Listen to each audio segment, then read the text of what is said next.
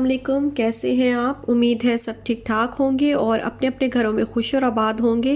अल्लाह ताला आप लोगों को खुश रखे, आबाद रखे और हर तरह की नागहानी आफ़तों, मुसीबतों और बलाओं से आपको महफूज रखे। आपकी तमाम इबादतों को, आपकी रियासतों को अल्लाह ताला कबूल फरमाए और आप पर, आपके घरों पर, आपके प्यारों पर अल्लाह ताला रमज़ान की रहमतें और बरकतें नाजिल फरमाए। आमीन सुम्मा आमीन। ये व्लॉग मैं स्टार्ट कर रही हूँ रात के टाइम से, जब मेरे हस्बैंड की जो है वो तबीयत ज़रा ख़राब थी, क्योंकि उनका गला बहुत ज़्यादा ख़राब था और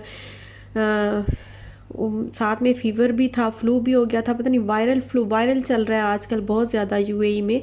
तो उस वजह से ना बहुत ज़्यादा उनको खांसी भी हो रही थी और गला ख़राब था। तो फिर मैंने ग्रीन टी उनको बना के दी थी। और वो जो तुलसी की मैंने पौधा तुलसी का लेके मैंने रखा हुआ था ना, तो उसके मैंने 4 से 5 लीव्स जो है वो तोड़ के इसमें डाले हैं, क्योंकि तुलसी जो है उसके वैसे भी बहुत से फ़ायदे हैं और गला और खांसी के मामले में वो बहुत ज़्यादा सूदिंग इफ़ेक्ट रखता है तुलसी का पौधा। तो फिर वो मैंने डाल दिए थे इसके अंदर, तो काफ़ी बेहतर हुआ उनका, इससे गला काफ़ी आराम मिला उनको। तो ये है जी सहरी का टाइम। और फिर रोज़ा जो है वो तो मेरे हस्बैंड ने रखना नहीं था, क्योंकि उनको इतना हाई फीवर था, 103 104 पे उनको फ़ीवर था और बहुत ही ज़्यादा तबीयत ख़राब थी उनकी। साथ में ही उनका फ्लू भी था और गला भी उनका बिल्कुल समझे बस खांसी और बिल्कुल जैसे वो टॉन्सिल्स नहीं हो जाते, सोर थ्रोट, और बहुत ज़्यादा जैसे रेड हुआ होता है और सूजा होता है, तो इस तरह उनका गला हुआ हुआ था। तो रोज़ा तो उन्होंने रखना नहीं था। फिर मैंने अपने लिए सहरी बनाई और सहरी में मैंने चाय बनाई, साथ में ही योगर्ट जैसे मैं लेती होती हूँ लाजमन। योगर्ट तो हम लाजमी लेते हैं, क्योंकि इससे फिर प्यास नहीं लगती।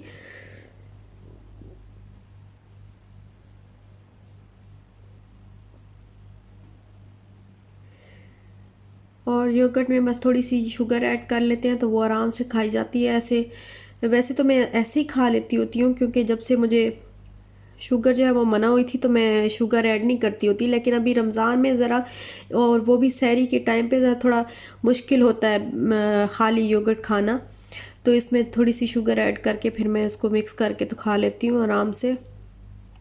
और खाना जो है वो इतनी टेंशन हो गई थी, क्योंकि तबीयत उनकी बहुत ज़्यादा ख़राब हो गई थी हस्बैंड की। तो फिर खाना हमने ना इफ्तारी कुछ ख़ास बनाई और उनका रोज़ा भी था, तो इफ्तारी भी नहीं कुछ बनाई ख़ास हमने, और बस खाना भी कुछ नहीं बनाया था। तो फिर हमने बाहर से ही, जो हम बाहर चले गए थे, बाहर से ही हमने ना फिर खाना खाया था। और खाना पैक है, जब उनको चेक कराने गए ना तो वहीं से खाना भी खाते हुए आए वापस ना। तो जो बच गया था फिर वो हम पैक करा के वापस घर ले आए। तो वही पड़ा हुआ था, मैंने कहा साथ में फिर अब क्या मैं पराठे बनाऊँ या कुछ भी बनाऊँ, तो बस वही थोड़ा सा खा लूँगी और ये मेरी सहरी हो जाएगी। और चाय जो है वो मेरी रेडी हो गई है।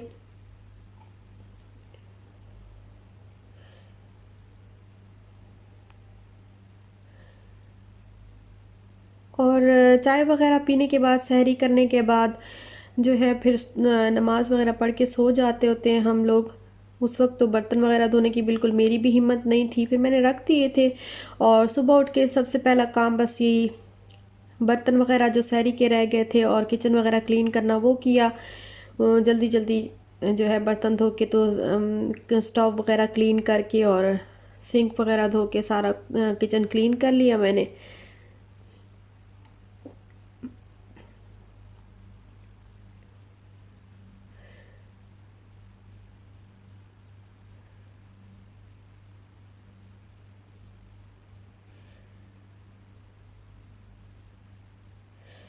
और अब थे कुछ कपड़े जो है वो धोने वाले थे। तो मेरे रूम में ना एक छोटा सा, आप कह लें कि रग टाइप, एक छोटा सा ना मैट सा मैं बिछा के रखती हूँ अपने बेड के सामने ना। तो वो इशाल उस पे बैठ जाती है, और इशाल ज़्यादातर नीचे बैठती है, तो फिर मैं वो बिछा लेती हूँ ताकि उसके ऊपर बैठे, बिल्कुल फर्श पे ना बैठी रहे। तो वो गंदा हुआ हुआ था, उसको मैंने वॉश किया। और साथ में ही जो कपड़े रह गए थे, जो कपड़े होते हैं हमारे हर 2-3 दिन के बाद, तो वो फिर मैंने वॉश किए। वो डाल दिए, क्योंकि साथ साथ ही धो लें तो ज़्यादा बेहतर रहता है। ज़्यादा इकट्ठे हो जाएं तो पहले भी मैंने एक व्लॉग में बताया कि मुझे ऐसे लगता है कि जैसे मेरे सर पे पहाड़ सा बनता जा रहा होता है। तो इसलिए मैं ज़्यादा नहीं रखती, मैं बस कपड़े जो है वो हर 2 दिन के बाद धो ही लेती हूँ या डेली धो लेती हूँ।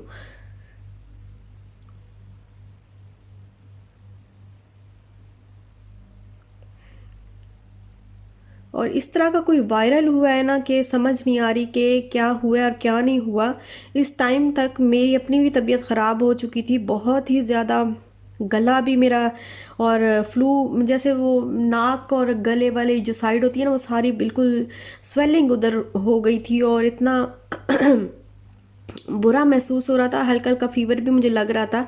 और इशाल को भी बहुत ज़्यादा, इशाल की भी बहुत ज़्यादा तबीयत ख़राब हो गई थी।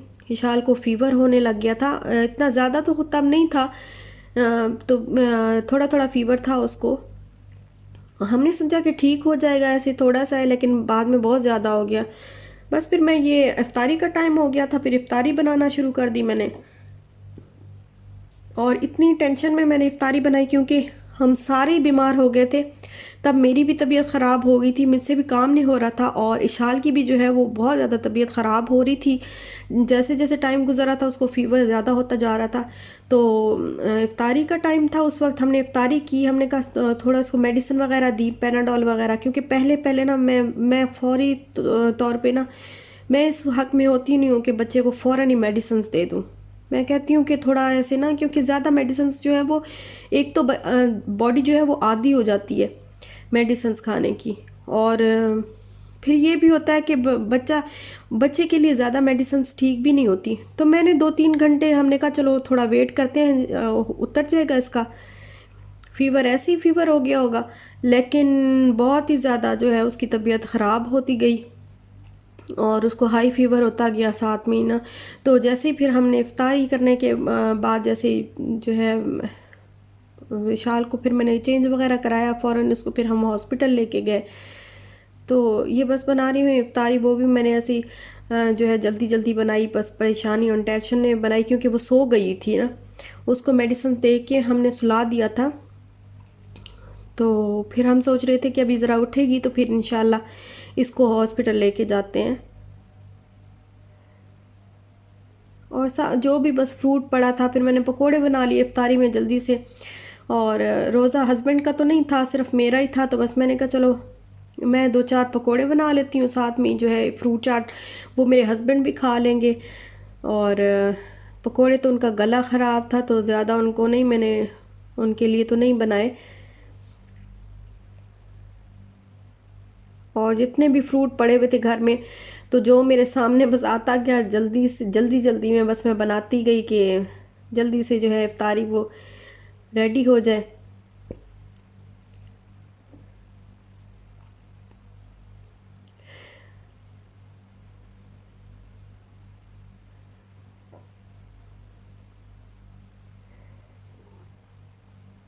तो इशाल के बाबा को भी फ़ीवर होता है, तो बहुत हाई फ़ीवर होता है। और आगे से इशाल का भी वैसे ही है कि इसको फ़ीवर या तो होता ही नहीं है अल्हम्दुलिल्लाह, वैसे कम ही होता है, लेकिन जब होता है तो बहुत ज़्यादा फ़ीवर हो जाता है, बहुत ही हाई फ़ीवर हो जाता है। तो वो बड़ी बड़ी टेंशन की बात होती है कि ना, बस हाथ पाँव फूल जाते हैं मेरे, कुछ भी समझ नहीं आती मुझे। और इस टाइम तक अभी मेरी भी इतनी तबीयत ख़राब हो चुकी थी कि गला मेरा बिल्कुल बंद, और ऐसा कोई वायरल आया है इतना इतना बुरा कि एक ही दिन में, 1-2 दिन में हमारी बिल्कुल हिम्मत ही ख़त्म हो गई, जिस समय से बिल्कुल इतना फ़ीवर हमें हो गया था हम तीनों को, कि हम तीनों की हिम्मत बिल्कुल ख़त्म हो गई थी। इवन कि हमसे बैठा भी, हम उठ के बैठे भी तो बैठा भी नहीं जाता था हमसे। तो अभी हाँ अल्हम्दुलिल्लाह कुछ सही है, बेहतर है तबीयत।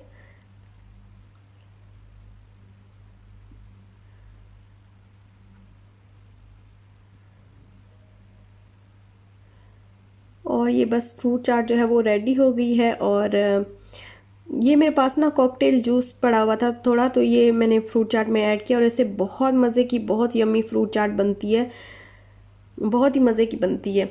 तो ये मैंने ऐड किया, साथ में फ्रूट चाट मसाला थोड़ा सा जो है वो ऐड किया, और अफ्तारी जो है वो रेडी हो गई बस।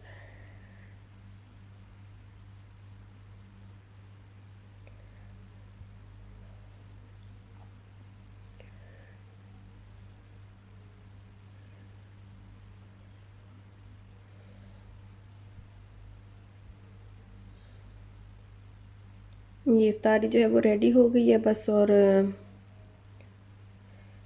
साथ में ये मैंने दूध रूह अफ़ज़ा बना लिया था। ये थोड़ा सा मैंने तुख्म लंका भिगो के रखा था, वो डाल दिया था इसके अंदर। और दूध रूह अफ़ज़ा रेडी कर लिया था। और ये मैं थोड़ा सा ही, मैं ज़्यादा नहीं बना पाई, बस इशाल को हम हॉस्पिटल लेके जा रहे थे, इफ्तारी करने के फ़ौरन बाद हम उसको हॉस्पिटल लेके गए, क्योंकि फिर जो है इसका फ़ीवर उतर नहीं रहा था।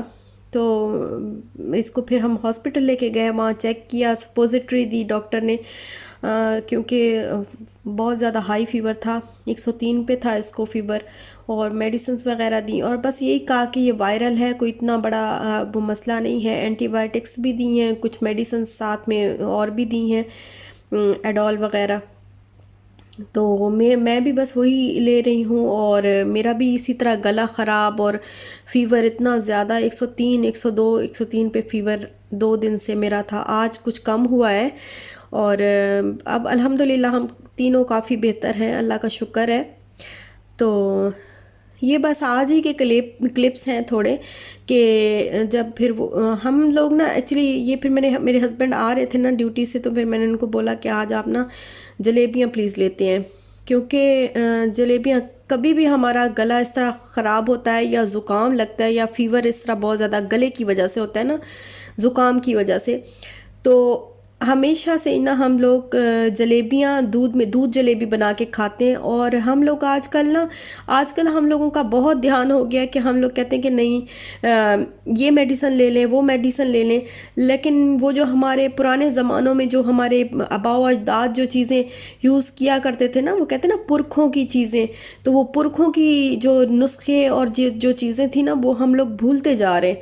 उन चीज़ों को हमने छोड़ दिया है, तो अब दवाइयों पे, आर्टिफिशियल चीज़ों पे हम बहुत ज़्यादा रिलाई करने लग गए हैं, तो ये सही नहीं है। ये मैं हमेशा से, जब भी गला बहुत ज़्यादा ख़राब होता है या फ़ीवर या फ्लू की वजह से इस तरह तबीयत ख़राब होती है, तो हमेशा से मैं दूध जलेबी बना के खाती हूँ, और मेरा गला और फ्लू जो है वो बिल्कुल ठीक हो जाता है, और एनर्जी भी आ जाती है। तो आज भी फिर मैं वही बना रही थी, दूध जलेबी। फिर मैंने जलेबी मंगवाई, और फिर रात को जब सोने से पहले जो है वो मैंने इस तरह दूध डाल के और जलेबी जो है वो तोड़ के डाली, और दूध डाला उसमें। फिर उसको ओवन में मैंने 3 मिनट के लिए, 2 से 3 मिनट के लिए मैंने उसको ओवन में रखा। और जब ये इस तरह सॉफ्ट हो गई, तो फिर मैंने स्पून से जो है इसको अच्छी तरह मसल लिया, और ये बिल्कुल ना खीर की तरह बन जाती है।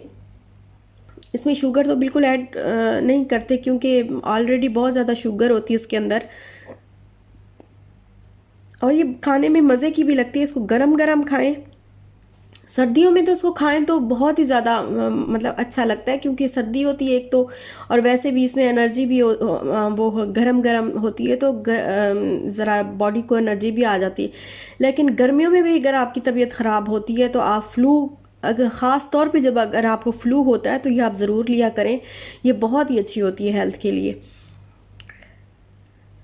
बस यहीं तक था मेरा आज का व्लॉग। कुछ ज़्यादा इंटरेस्टिंग तो नहीं लगा होगा, आज तो बस बीमारी बीमारी थी व्लॉग के अंदर। तो इंशाल्लाह नेक्स्ट व्लॉग जो है वो अच्छा मिलेगा आपको, इंशाल्लाह अज़ीज़। और बस यहीं तक था आज का व्लॉग, इंशाल्लाह फिर मिलेंगे नेक्स्ट व्लॉग के साथ। अपना भी ख्याल रखिएगा, अपने प्यारों का भी ख्याल रखिएगा। तो इजाज़त दीजिए, अल्लाह हाफिज़।